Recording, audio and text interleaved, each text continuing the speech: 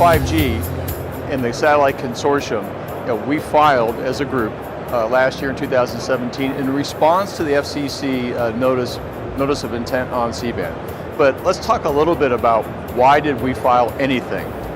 First off, it's very clear to us that the FCC is going to move to make spectrum available for 5G. 5G is becoming a national imperative to expand the cellular networks, but also to be a driver for GDP.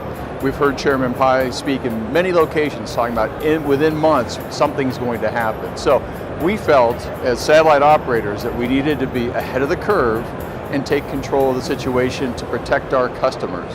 So what we filed was really a concept along these principles. First off, that satellite remains in control of the spectrum.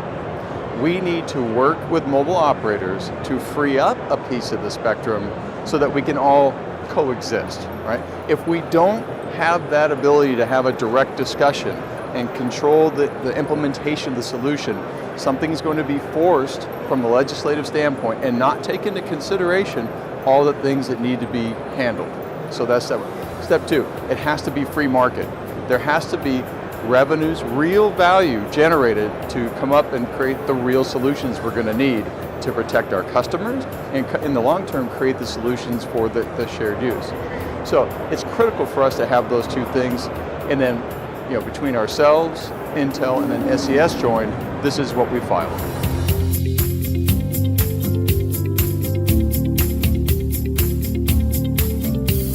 Well, in terms of our current customer base, step one, priority one, is to protect them. We, together, both satellite and cable programmers and broadcasters, have invested billions in the infrastructure that works today, and it works flawlessly. We're delivering packets at 5 nines and have been for 3 decades.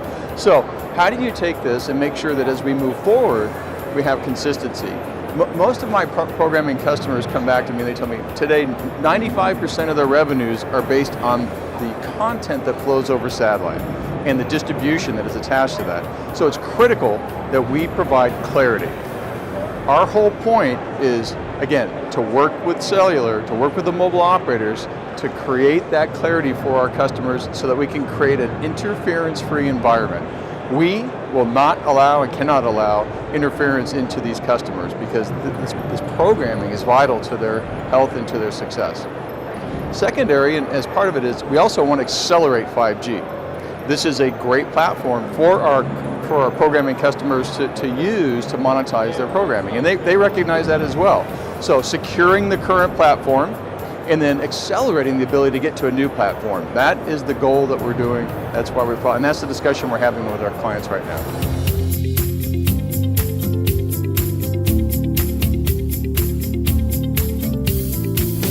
Yeah, when it comes to teleports, the short answer is yes. Only because we're looking to clear a piece of the spectrum, and so that means there'll be a different operational mode within the 48 states.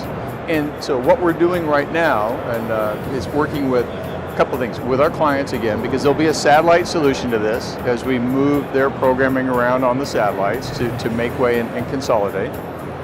But there'll also be a terrestrial portion which we're studying. So we've launched a study.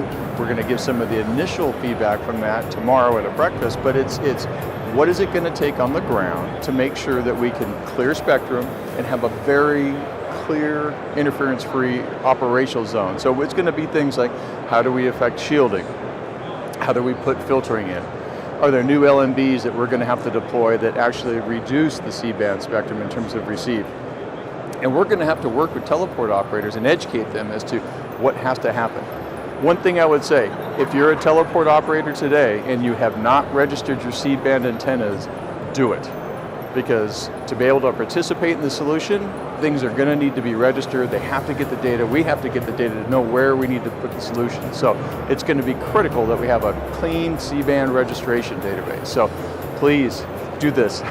But at the end of the day, yes, there will be an effect, but that's part of what we're exploring as the consortium is how do we create the right solutions and then get them implemented as part of the free market process.